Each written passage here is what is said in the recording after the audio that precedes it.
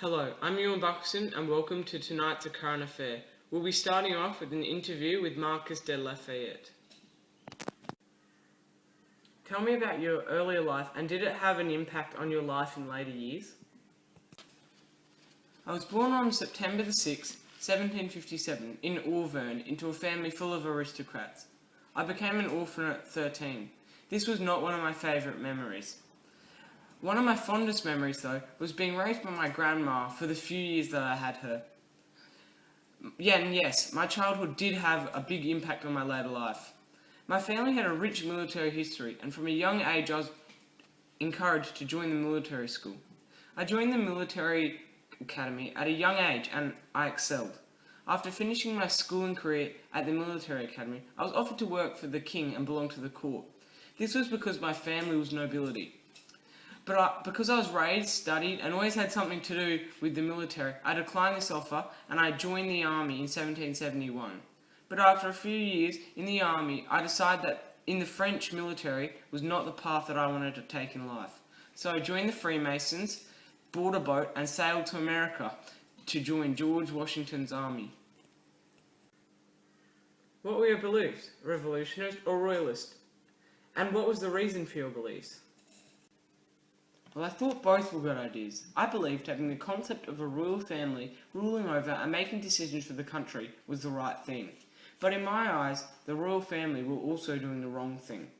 The royal family weren't listening to what people wanted or had to say, and were treating the majority of people harshly and without equality.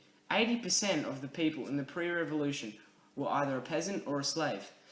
I believed also in the principles of the French Revolution. Freedom from oppression, equality to all, peace, prosperity, liberty, and also fraternity. Why did you go to America, and what did you learn during your stay there? Well, it first happened when I was at a special dinner and met the Duke of Gloucester. At the dinner, he spoke with sympathy about the struggles that was going on in the colonies in America. The Duke told me that the colonies were struggling to secure their independence. I was inspired to hear this story, and that the Americans were fighting for what they really believed in. With the thought of equality and liberation in my mind, I was also offered to join the American service as a Major General in the Army. I accepted this offer, and this is part of the reason why I went to America. I learned so much during my stay in America. I learned that everyone had the right for freedom. After the American independence win, I saw how valuable freedom of speech, movement, and choice is. I also learned that if you fight hard enough for what you believe in, you will make a change. Tell me about your marriage to Marie Adrienne Francois. We had an arranged marriage when I was 16. Before we got married, we got to know each other quite fondly. This was great for me, because she was a beautiful woman, and I also had allied myself with one of the wealthiest families in France. Marie's family were extremely wealthy and were related to the king. We had 3 children, 2 girls, and a boy. We stuck together even through the very tough times, during the revolution and when I was put in jail, and even when I went to America and didn't see her for months. In your eyes, what caused the French Revolution? I think that no rights and unfairness to the majority of the population is what caused the French Revolution. I think that the royal family's rules and ruling methods started the revolution. The royal families had all the power, so what the king said was law.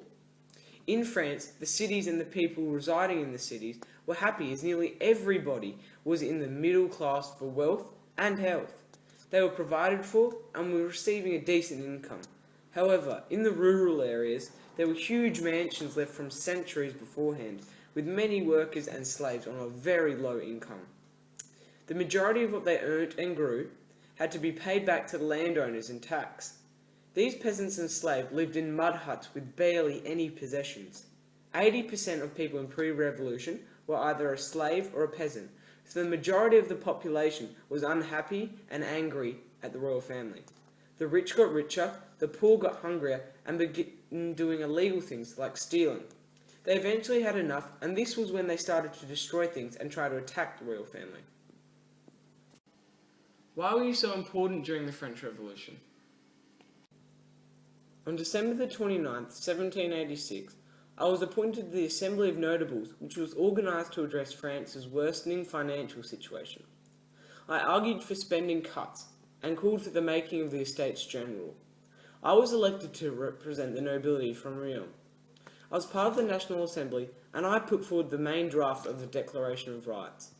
This was a big step into the equality of every French person, and also gave liberty, freedom and fairness to all. I was also the leader of the Paris Militia. The name was later changed to the Paris National Guard. As the leader of the Paris Militia, I commanded a force of soldiers to defend the new constitutional monarchy. I also protected the king and the royal family during the revolution from many attacks from the revolutionists trying to kill and capture him. Why is the storming of the Bastille so important to the people of France? Well, the storming of the Bastille was a symbol of the people's freedom and rights to the French people. This was because the prison was a symbol of the king's power. Before the revolution, the Bastille was a symbol of power and terror that represented the absolute monarchy and the royal family's reign. The Bastille was a symbol that prevented what the people really wanted: equality, fraternity, and liberty. When the people stormed the Bastille on July the 14th, 1789, everything changed. The king's rule was weakened, and this led to the revolution and the overthrow of the king. By storming and overcoming the Bastille, it showed that the power and control of the king could be overcome. The people realised that they could attain their desires and that they could make a change. The revolutionaries started losing faith in you and declared you a traitor. What caused this? This was a hard time for me. I'm an aristocrat, so I believed in the revolutionary ideas, but my job was to keep the royal family safe. So I believed in the revolutionaries' ideas, but I didn't want the royal family harmed. So, on October the 5th, 1789, an angry mob of revolutionaries raided Versailles with the intention of capturing the king and queen. I helped the royal family escape the massacre by taking them to Tuileries. I also helped the royal family on their attempt to flee the country, which failed. On August the 10th, 1792, another angry revolutionist mob stormed Tuileries, but this time they were successful. They captured the king and suspended him, and also formed the National Convention, which was formed by Maximilien de Robespierre and Jacques Danton, both revolutionist leaders. This was a revolutionist party with the intention to harm the royal family. They invited me to join, but I declined. This was when they declared me a traitor and said I supported the royalists. Tell me about your later life.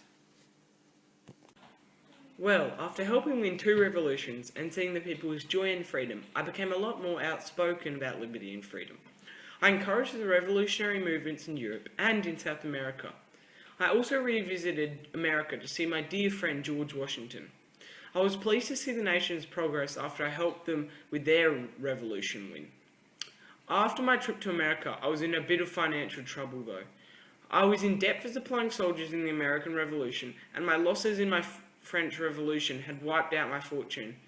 Proceeds from the land congress that they had given me in 1803 had gone to pay off my debt, but in 1825, the Congress saved me. They gave me a gift of $200,000, which got me out of my debt.